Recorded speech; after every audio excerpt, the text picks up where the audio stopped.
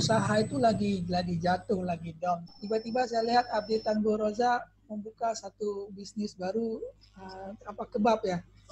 Itu apa? Gimana membaca peluang itu? Dari mana Bro Roza yakin kalau itu satu peluang?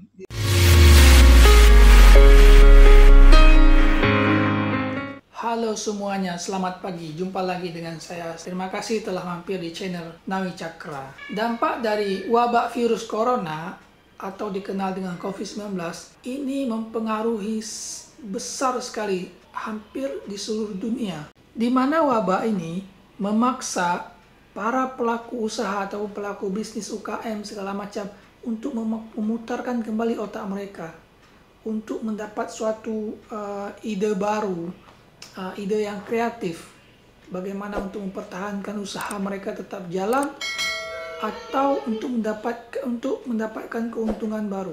Kali ini saya mengajak sahabat saya untuk berdiskusi mengenai hal ini. Saya memanggilnya Bro Roza. Bro Roza selama ini saya kenal dia mempunyai usaha travel dan penginapan yang disebut Rumah Roza, dan usahanya itu ada di Kuala Lumpur, Malaysia, dan di beberapa kota di Indonesia. Dan saya dengar juga dalam masa pandemi COVID-19 ini, Bro Roza ini juga dia melihat ada suatu peluang dan dia membuka satu unit usaha makanan yang bersifat itu bisnis UKM. Langsung saja berikut diskusi saya dengan owner Rumah Roza. It's not a game, it's a rich thing.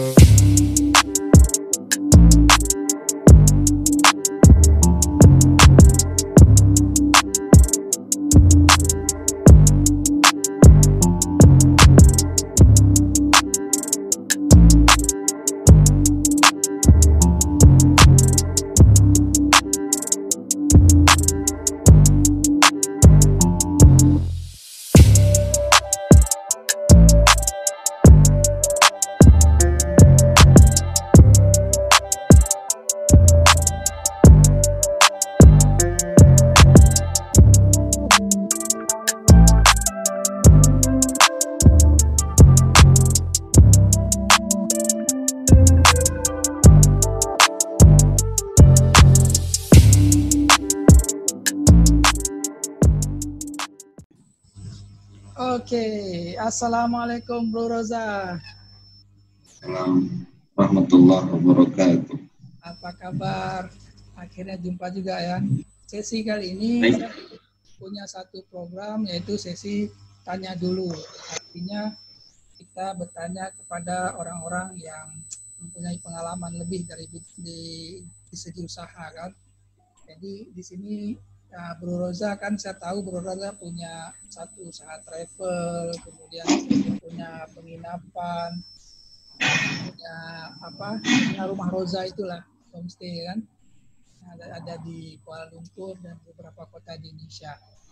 Jadi itu kan tujuan saya buat seperti ini supaya teman-teman yang mampir di channel saya bisa mendapat suatu ide kreatif lah dari perbincangan kita ini. Itu Roza. Oke. Jadi gini. Ini apa ini? Sekarang posisinya di mana, Bro? Di Aceh. Di Aceh sekarang. Ya. Yes, berlindung. Sempat balik ke Aceh ya. Ya, alhamdulillah sempat berlindung ke Aceh sebelum baru-baru lockdown di KL ya. Iya. Masih ada pesawat itu. Sekarang udah nggak bisa keluar. Oke, gini Borda. Saya kan selalu ngikuti Instagram Bro Roza nih. Yang menarik saya itu kenapa gini? Bagaimana Bro Roza menangkap satu peluang baru, di mana kan sekarang kan usaha itu lagi jatuh, lagi down semua kan. Tiba-tiba saya lihat updatean Bro Roza membuka satu bisnis baru, kebab ya.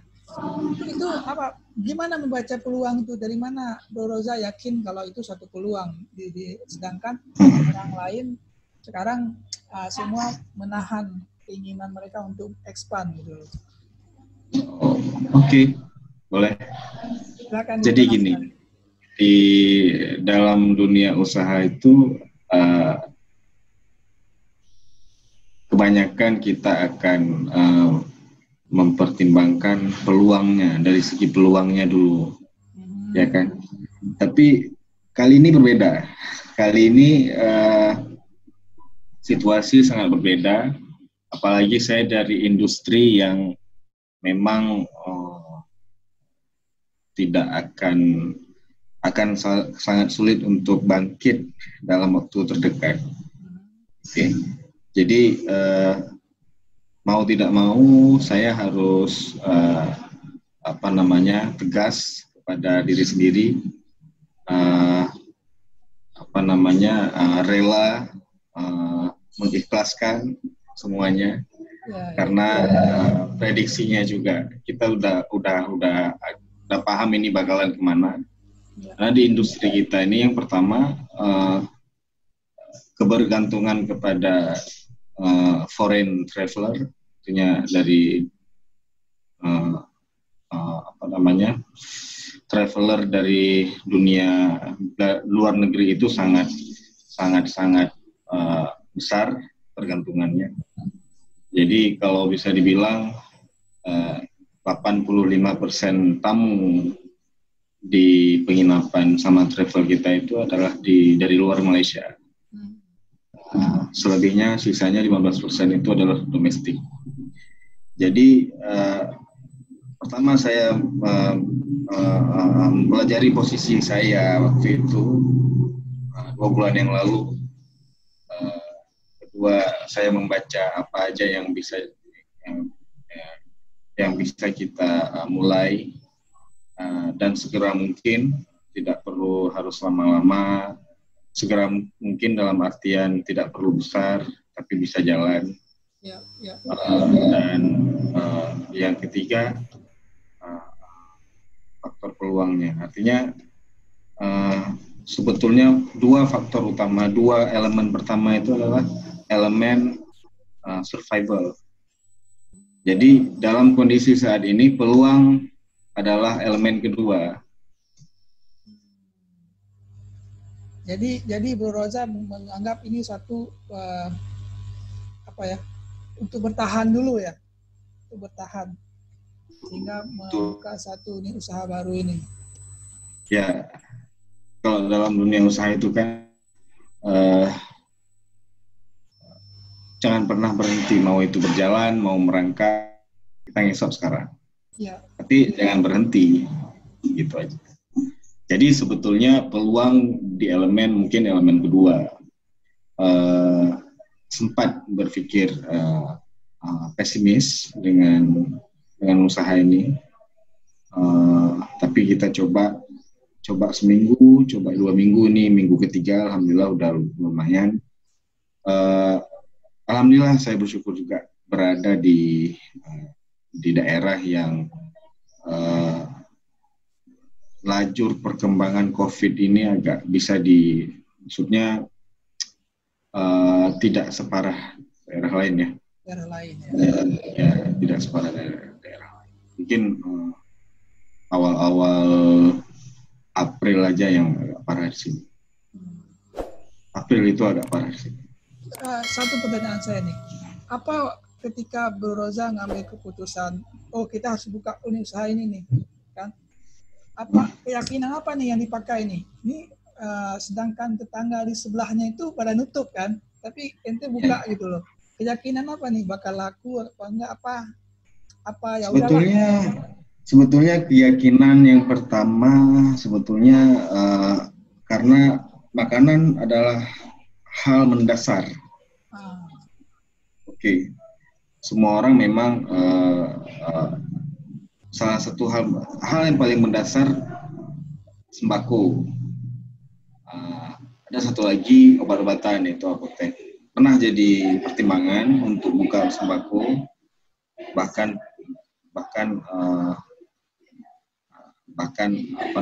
sudah sewa toko.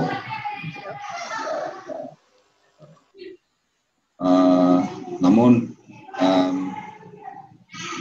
agak berisiko ya kalau kita tidak punya modal yang besar dan tidak punya cadangan. Artinya pertukaran di sembako itu bakalan lama.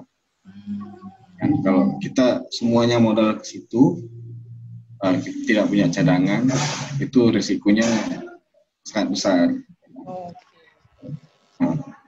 Oke, ini mungkin Bro Roza untuk teman-teman nih yang menonton video ini nanti.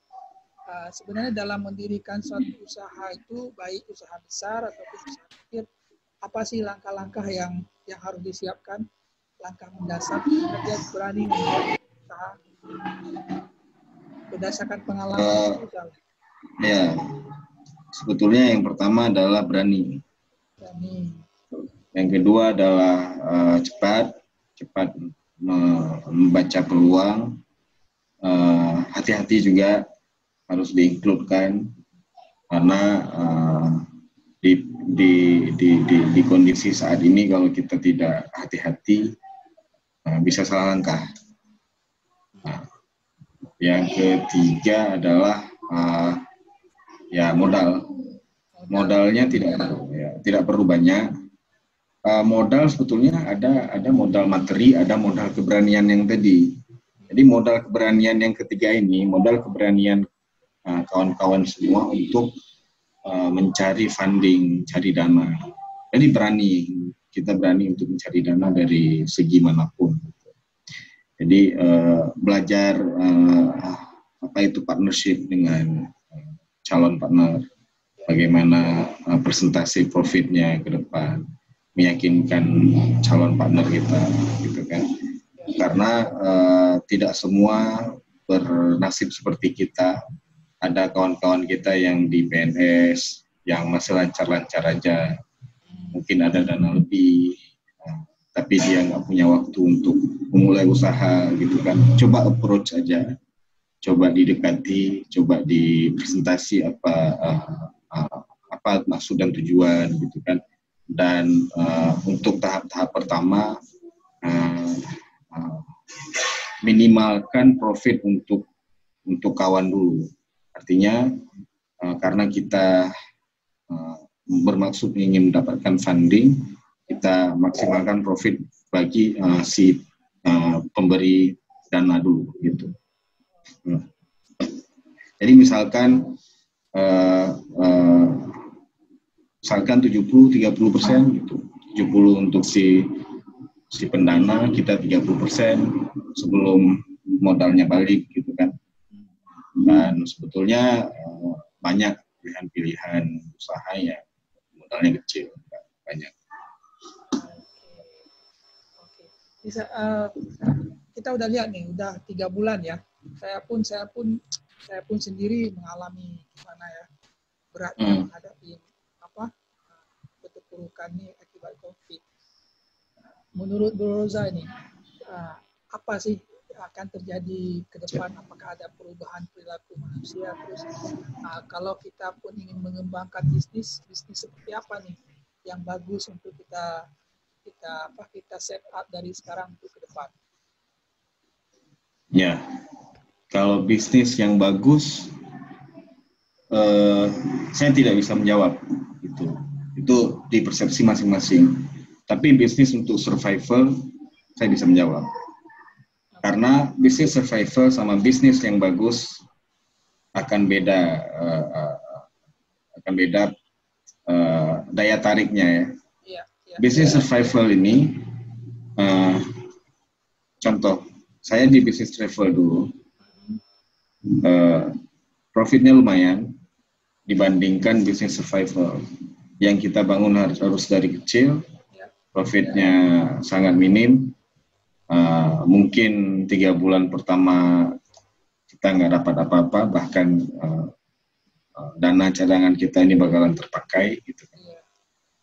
Berbeda dengan bisnis lumayan yang tadi saya sebut, mungkin di industri-industri yang daya tariknya memukau, gitu kan, mungkin di hasil alam atau apapun itu.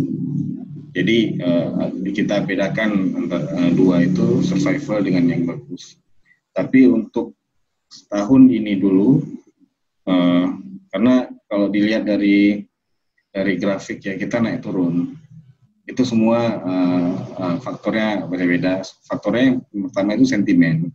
Kalau di Indonesia sendiri sentimen. Jadi sentimen apalagi di Aceh ya. Di Aceh tidak faktanya tidak terlalu banyak korban. Baru 1 meninggal, ada beberapa positif, mungkin ada sekitar 20-an. Tapi sentimen masyarakat yang membuat takut itu, sentimen masyarakat yang membuat takut. Gitu kan. Apalagi kalau misalnya udah dihembuskan kedatangan pemudik dari luar daerah. Nah itu sentimen ketakutannya itu bisa meluas lagi. Nah kalau ya jadi berdasarkan pertimbangan yang ini, dan kita nggak tahu ke depannya kapan berhenti. Memang tidak akan berhenti, tapi kapan bisa dikawal gitu kan? Kapan betul-betul bisa dikawal. Jadi tahun pertama ini saya menyarankan untuk teman-teman memprioritaskan bisnis yang bentuknya survival, baik itu makanan, obat-obatan, gitu kan.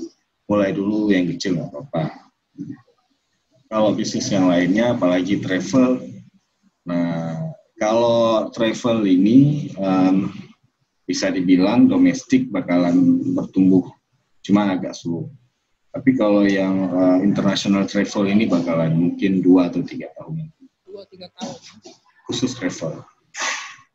Itu lama, 2-3 tahun untuk kita cari dana untuk backup itu lama ya. Tapi kalau domestik mungkin 3 bulan dari sekarang, mungkin 3 bulan lagi udah, karena ada di manusia ini kita ada sifat jenuh juga, udahlah, gitu kan, jenuh kita sama COVID ini kan, artinya sampai segitu lama dia mengontrol kita gitu kan. Iya betul. Ya kan, jadi mungkin bulan ini orang udah jenuh, orang udah pada keluyuran kemana-mana gitu kan. Kan udah jenuh, apalagi bulan depan, 3 bulan lagi orang udah berani untuk berwisata, setidaknya domestik gitu. Ya. Bagus sekali buat teman-teman. Saya harap buat teman-teman yang di luar sana ingin memulai usaha, masih ada ide usaha, tetap dijalanin ya, gitu ya. Tapi untuk di Indonesia sendiri gimana nih, Bro Roza? Perilaku manusia akan berubah kan sekarang semua udah ke video call, meeting online segala macam. Akankah nanti pola bisnisnya itu akan mengikuti atau akan kembali lagi? Kembali lagi tadi saya bilang seberapa efektif pengawalan kita terhadap penyakit ini kan, ini kan penyakit. Ya. Jadi belum ada vaksinnya, belum mau dikeluarkan vaksinnya. Jadi efek ke dunia bisnis, ke dunia usaha itu akan terjadi efek yang mungkin tidak terlalu besar bagi daerah-daerah, tapi untuk di kota-kota besar itu udah mulai banyak kelihatannya. Dan kalau ini asumsi dan prediksi aja, kalau di kota besar itu bakalan terjadi perubahan besar-besaran. Jadi kemungkinan gedung-gedung baik itu di KL, di Jakarta itu bakalan sepi dan mereka bakalan mutar. Jadi para komisaris direksi ini, pemegang saham, dia bakalan mutar gimana caranya untuk jadi ini seperti sebuah peluang juga bagi mereka. Ya kan, seperti sebuah peluang juga mereka untuk menangkap daripada harus kalau di KL itu mungkin satu kantor, satu lantai itu mungkin sekitar 40.000 ringgit sewanya sebulan ya. Nah, mendingan mereka belikan laptop atau apapun itu kepada si staff, kerja dari rumah. Jadi mereka bisa memperkecil kantor sebagai tempat meeting aja, pertemuan yang memang harus bertemu fisik ya.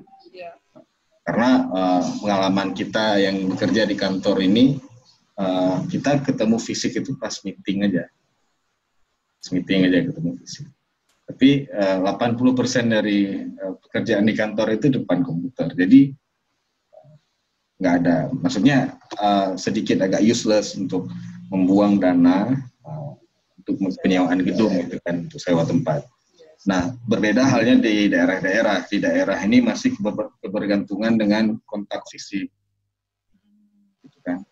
Tingkat kepercayaan masyarakat di daerah ini terhadap online itu masih tidak sebesar masyarakat kota. Masyarakat kota ini udah terbiasa dengan online, terbiasa meeting gini kan.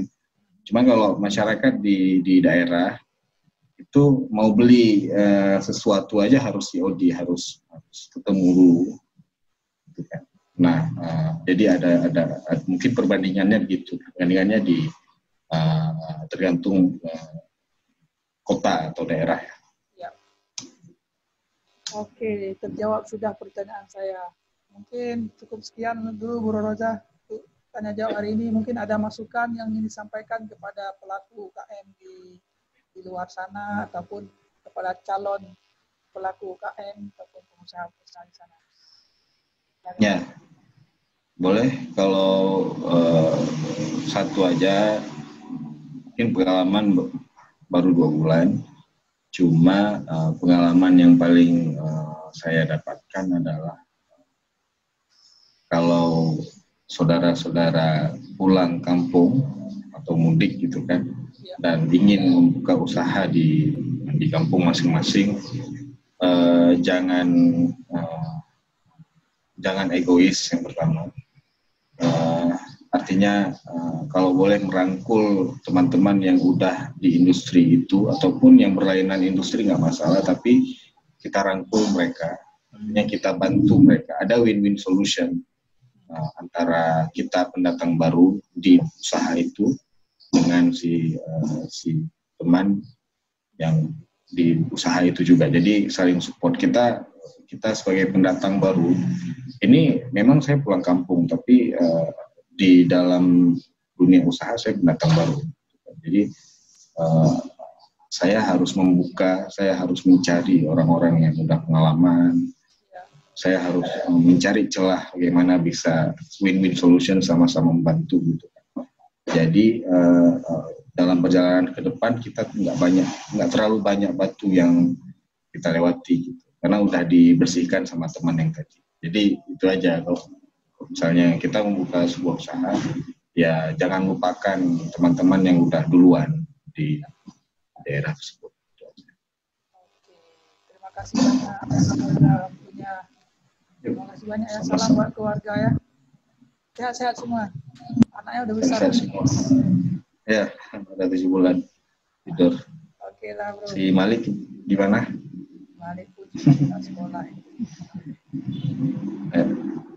Oke lah Bro Roza, terima kasih banyak sudah bergabung di Tanya Dulu.